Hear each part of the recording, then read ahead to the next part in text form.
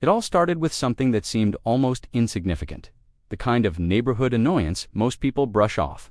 My driveway, a simple stretch of concrete leading from the street to my garage, had suddenly become the battleground for a war.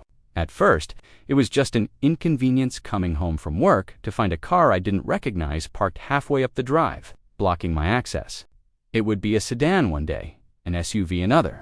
Sometimes it would be two cars lined up so tightly that I couldn't even squeeze past. I assumed it was a mistake, maybe a delivery driver, maybe a friend of a neighbor who didn't realize it was private property. But then it kept happening. Night after night, weekend after weekend, my driveway wasn't my own. And always the cars belonged to one household. Karen's. Karen lived directly across the street in a 2-story house that she treated as her kingdom.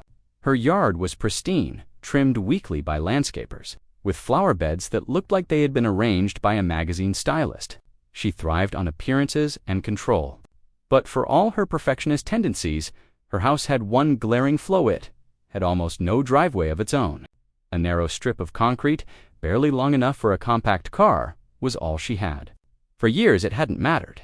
But when her adult children moved back home, bringing with them a fleet of cars and a steady rotation of friends and visitors, the problem began.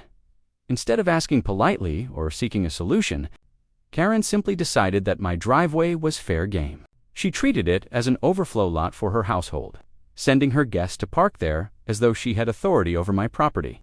It was entitlement in its purest form. She saw something she wanted, and she took it. At first, I tried to live with it. I would knock on her door and ask the car owners to move. But it always came with rolled eyes and muttered comments about how selfish I was being. Sometimes the cars would sit there for hours, even days, unmoved. More than once, I had to leave my own vehicle parked on the street because my driveway was completely blocked. The frustration grew, but so did something else, a sense of violation. It wasn't just about convenience anymore. It was about the principle. Karen, of course, didn't see it that way. To her, I was overreacting. She insisted that the neighborhood had unspoken rules about sharing space, that I should be a good neighbor and allow her guests to park freely. The arrogance was staggering. My property wasn't community land. It wasn't for rent. It was mine. The tipping point came on a rainy Thursday evening. I returned home, soaked from the storm, groceries in hand, only to find 3 cars jammed into my driveway. There was no room left for me at all. My own garage, my own home, was blocked off as if I didn't even live there. I remember standing there in the rain, staring at those cars, the plastic grocery bags cutting into my hands, and realizing that this wasn't going to stop unless I made it stop out by then. Karen had made it clear she had no intention of respecting boundaries. Her sense of entitlement grew with each confrontation. Every time I complained, she became more defensive, more aggressive. She began to mock me to other neighbors, spreading the idea that I was selfish and difficult. She told people I had too much driveway for one person, that I didn't need all that space. It was absurd, but her confidence made some believe her. That night, dripping wet and furious, I made the decision. This wasn't just an irritation anymore. It was war. Karen had turned my property into her guest lot, and she wasn't going to stop until she was forced to. I didn't yet know how far this battle would go, how many months it would stretch, or what kind of transformation it would bring to my home. But I knew one thing for certain. If Karen thought she could claim my driveway, she was about to learn just how wrong she was. The driveway dispute had begun, and it was only the first move in a long, bitter game neither of us was prepared to lose. If Chapter 1 was the spark, Chapter 2 was the fuel that turned everything into a raging fire. After that stormy evening, when I came home to find my driveway completely blocked, I stopped tolerating it. I began documenting every single incident.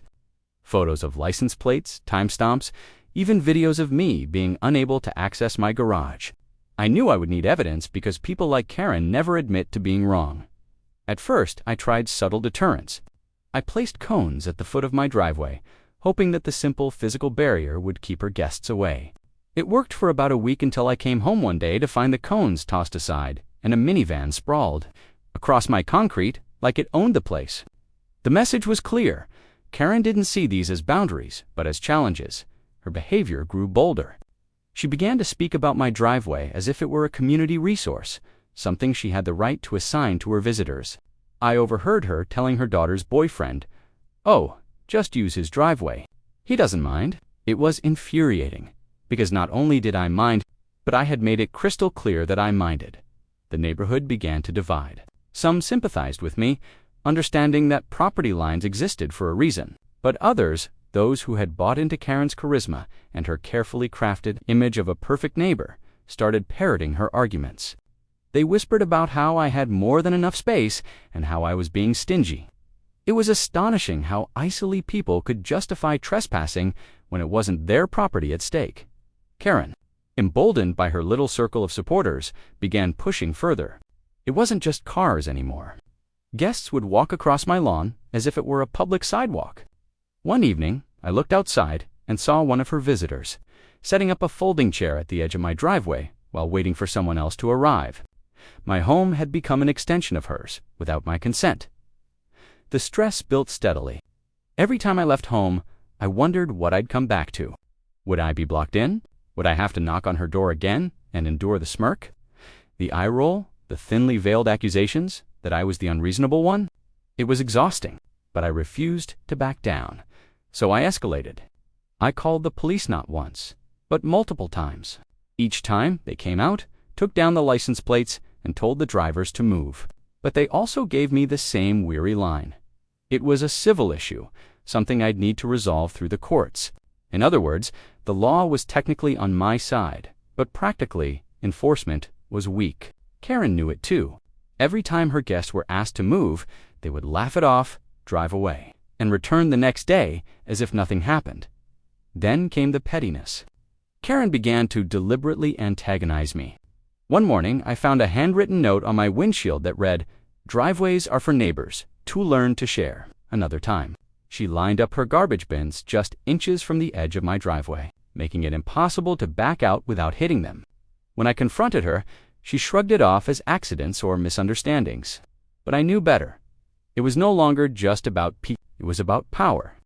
Karen was testing the limits, seeing how far she could push before I cracked. And in her mind, I was already losing, because every time I got angry, every time I called the police, every time I complained, she saw it as proof that she was in control. But while Karen thought she was winning, something else was happening. I was growing more determined. Every incident gave me more evidence, more justification, and more reason to fight back in ways she couldn't anticipate. If she wanted to play games, I was ready to play too, but on a much larger scale. What Karen didn't realize was that she had awakened a side of me that didn't just want peace or fairness anymore. I wanted justice. I wanted resolution. And most of all, I wanted to make sure that when this war ended, it wouldn't be with me reclaiming a driveway. It would be with me reclaiming the entire narrative. The driveway battle had escalated beyond control, and the next move I made would change the entire neighborhood forever. The frustration of blocked driveways and late-night smirks fed into something that felt larger than a parking dispute. It wasn't merely about cars anymore. It was about boundaries, respect, and the story a neighborhood told about itself. After weeks of petty harassment, fruitless police visits, and passive-aggressive notes, the seed of an idea took root. If Karen treated my driveway like public space, I would make it just that, but on my terms. I would transform the concrete strip that had been a battleground into a deliberate, beautiful, and legally protected private park. The first step was strategy. This couldn't be a temper tantrum or a flashy stunt. It had to be permanent, defensible, and above all, legal. The plan needed permits, civic paperwork, and careful design. I began researching how private parks and designated green spaces worked, how easements were handled, and what kinds of structures and signage were allowed under municipal code. Instead of reacting emotionally, I built a blueprint. I gathered dimensions, sketched layouts with benches and planters, and imagined a Rotterdam gate where a garage door had once been the focal point. The vision grew, a gated pocket park centered in my front yard and driveway, complete with a walking path, native plantings, and a small shaded seating area. Documentation became my weapon. I took property surveys, checked setbacks, and confirmed utility lines.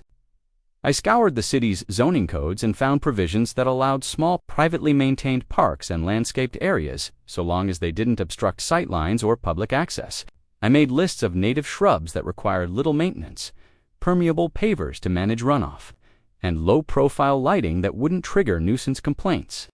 Everything was chosen to comply with rules while making a definitive statement. If Karen wanted the space for her guests, she would have to contend with the fact that the space was no longer a driveway, but a cultivated place with a purpose. Neighbors noticed the months of planning. At first, curiosity sparked hushed conversations on sidewalks. Then came a trickle of support. People who had been sympathetic but silent now offered resources.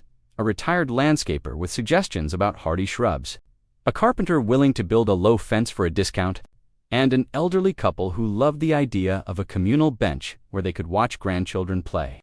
Some neighbors openly applauded the creativity of turning a hostile situation into a gift for the block.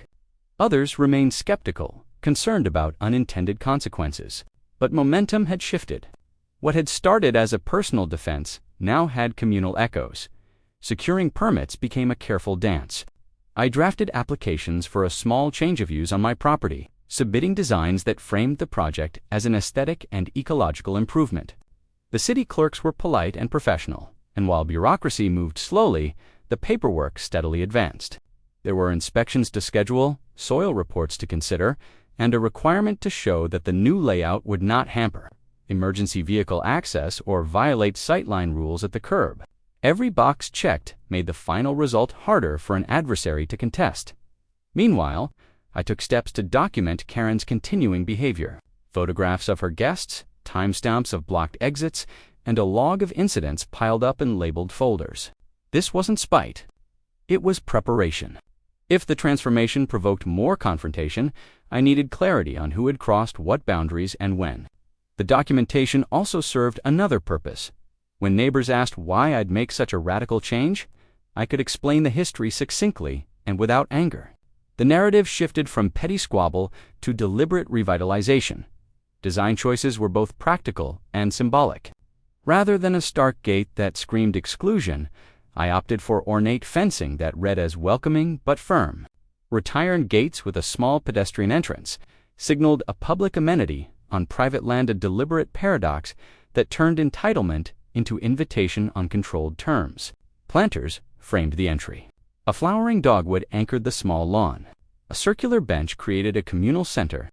Low stone lanterns and a permeable gravel path gave the space character without reaching beyond allowable heights. The driveway became a promenade rather than a vehicle corridor. There were legal checks along the way. A consultation with a land use attorney confirmed that once the space was officially designated and maintained as a private park, the legal grounds for random parking would wither. People could not simply treat a cultivated recreational area as overflow parking without facing enforceable penalties. The council advised on clear, tasteful notices that stated the park was private property and reserved for residents and invited guests only, with violators subject to towing and fines. The signs would be the boundary in plain language. The handshake between aesthetics and enforceability. Construction began quietly to avoid immediate escalation. Early mornings brought delivery of planters, soil, and pavers. A crew of landscapers and a local carpenter worked, according to the permit plans, shaping the space into the image I had kept in my head for so long. As the concrete gave way to gravel beds and flower beds, the atmosphere shifted. The cacophony of angry engines idling vanished, replaced by birdsong and the soft rumble of a lawnmower. The space morphed from contested asphalt to intentional refuge, Karen watched. Predictably, with a mixture of outrage and disbelief, her first response was fury that her visitors could no longer occupy what she considered an annex of her home. She began to circulate rumors that I was denying neighbors parking or that I had used city loopholes unfairly. But the carefully logged permits and the chorus of neighbors who had come to appreciate the change dulled the impact of her outrage. Her allies were thinner now. Even some who had once nodded along with her entitlement seemed reluctant to endorse open hostility. Toward a transformed green space, the park's first additions were small but meaningful. A bench dedicated to the neighborhood's longtime mail carrier, solar lights that brightened the walk at dusk, and a cluster of native plants that promised bees and butterflies a new habitat. The gate, when it arrived, was more elegant than I had dared. Hope-wrought iron with a simple scroll motif and a small plaque that read private park residents and invited guests only. It was a line drawn in stone and metal, civil and immovable as completion neared. The neighbors' reactions grew more public. Some brought potted plants to contribute. A young mother across the street asked whether children could play in the shaded area when not reserved, and the idea of community events took root. The park had begun to reframe what ownership meant in the neighborhood, not as a fortress for the entitled, but as a shared asset, governed by shared standards. Karen's fury did not dissipate. She tested limits in small ways, leaving cars at the curb longer, circling the block to find an excuse to complain to passersby. Posting thinly veiled comments about selfishness in neighborhood message boards. But the legal foundation, the municipal approvals, and the visible goodwill of many neighbors created a new reality. The driveway was no longer an undefended strip of asphalt. It was a curated, sanctioned space with purpose and protection. When the first sign was installed and the last stone set into the planting bed, the transformation felt complete. The private park stood as both a literal reclaiming of space and a symbolic rebuke to entitlement, where a battle of inches had once been fought. There now stood a cultivated refuge that invited community on careful terms, and yet, beneath the calm surface, tensions remained. Karen's anger had not been extinguished. If anything, it had hardened into a cold resentment. The park's existence had shifted the neighborhood's balance of power, but it had not erased the sting of defeat. The next phase would not be about planning or permits. It would be about enforcement, boundaries, and how a community responds when a single person refuses to accept a gracious invitation.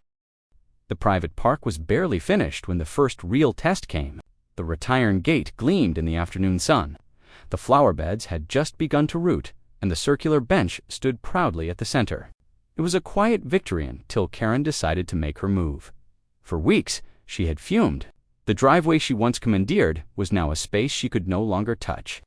What had once been her overflow lot was transformed into something she despised, a project she could not control, a space that excluded her.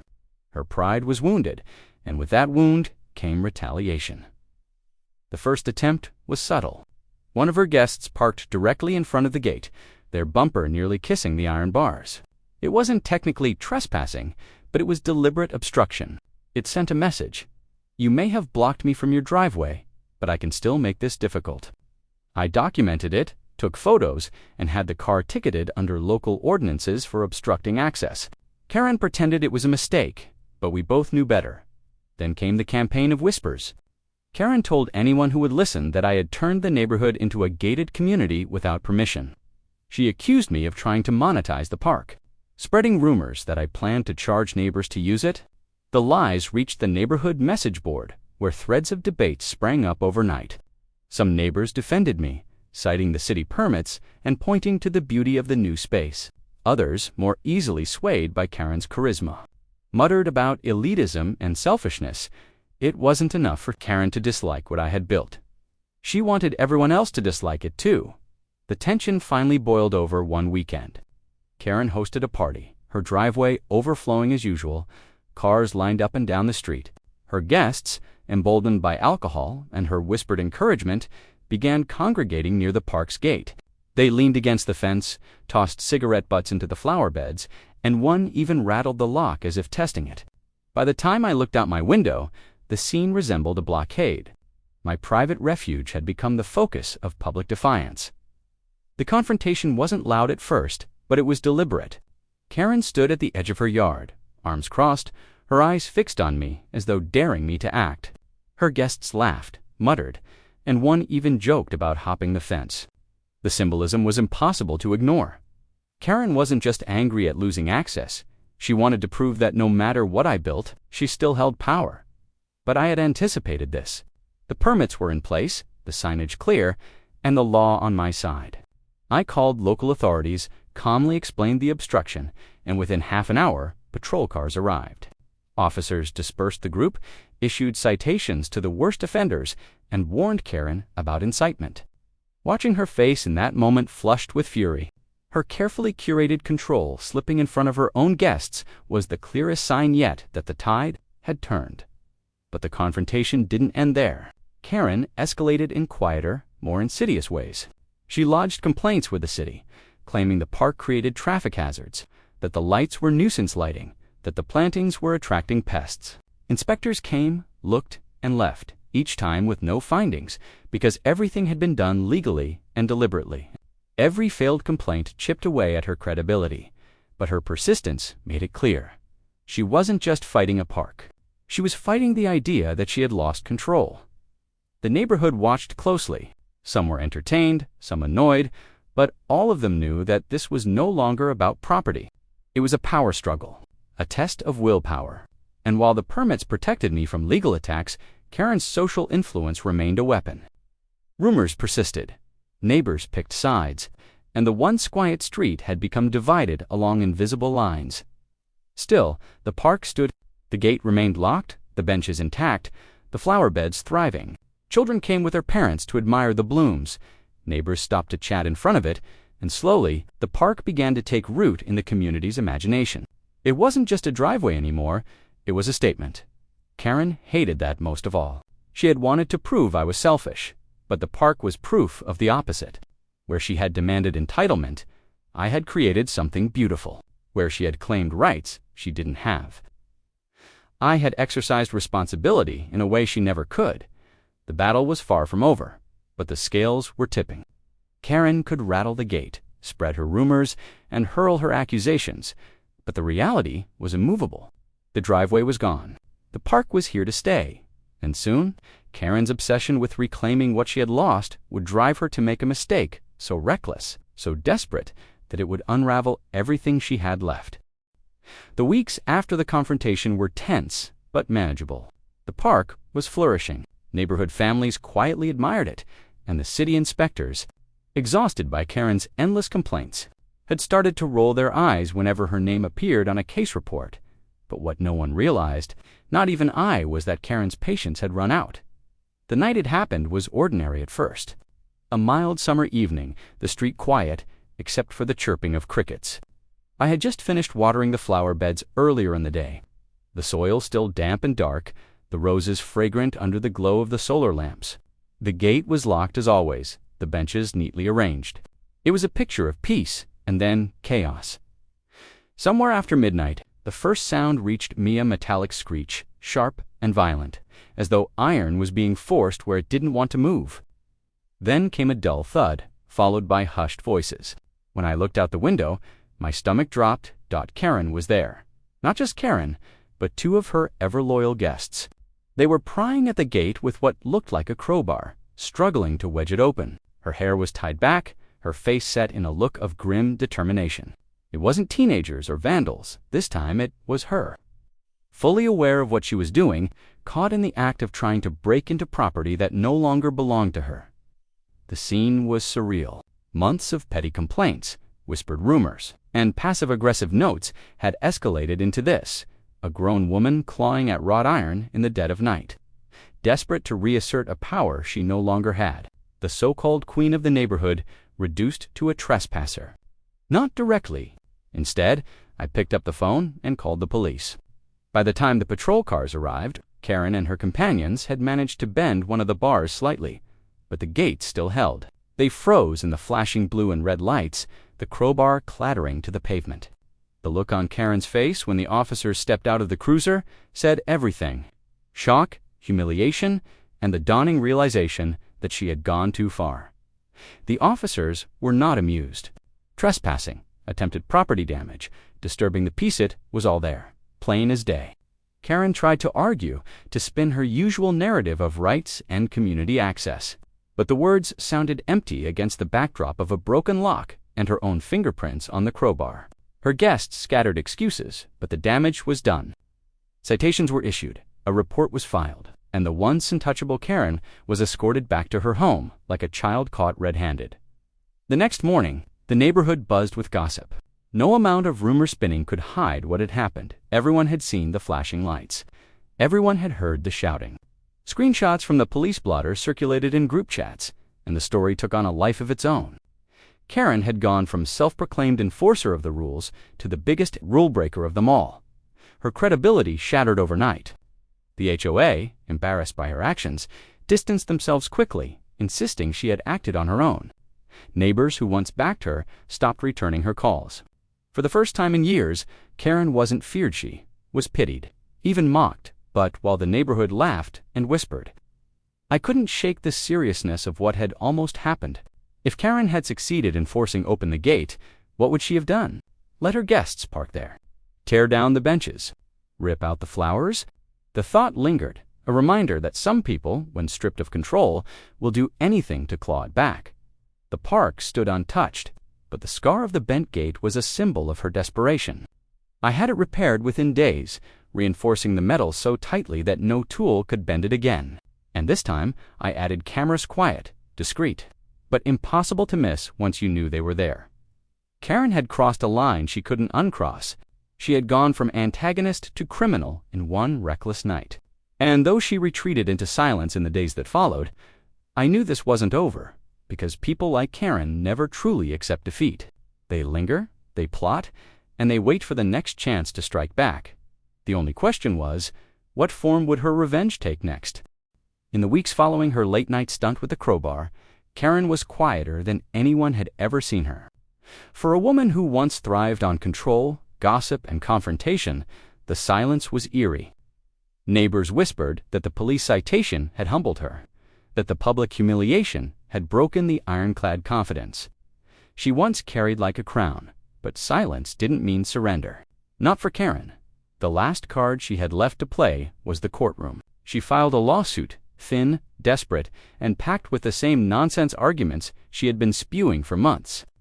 She claimed that I had restricted community access, that my private park was detrimental to neighborhood harmony, and that my driveway had always been a shared easement. It was laughable. But it was also exhausting. Lawyers had to be hired, papers filed, hearings attended. For months, the case hung like a storm cloud over everything. She strutted around the neighborhood again, emboldened by the idea that she was fighting a righteous legal battle, convincing herself she could still win. When the day of the hearing came, the courtroom was full. Neighbors, curious and divided, took seats to watch the showdown. Karen arrived with binders of fabricated evidence, a smirk plastered on her face as though she was certain the judge would bend to her will. I arrived with documents, 2 property deeds, photographs, city permits, and every citation she had collected along the way. It didn't take long for the truth to unravel her case. The judge, unimpressed with her theatrics, cut through her arguments one by one. The driveway was mine. The park was legal. The gates were lawful. The HOA had no claim. And Karen, instead of being the righteous defender of neighborhood order, was revealed to be exactly what she was: a trespasser, a harasser, and a chronic complainer. The gavel came down, and with it, the last shred of Karen's fight. Case dismissed. That final ruling didn't just protect my property. It cemented the park as untouchable. Karen could no longer harass me without risking more legal trouble. And the HOA had no appetite to back her after the embarrassment she had caused them. For the first time since the driveway war began, there was peace. The transformation in the neighborhood was almost immediate. Families began visiting the park more openly, no longer afraid of Karen's wrath. Kids rode their bikes past her house without glancing nervously at her windows.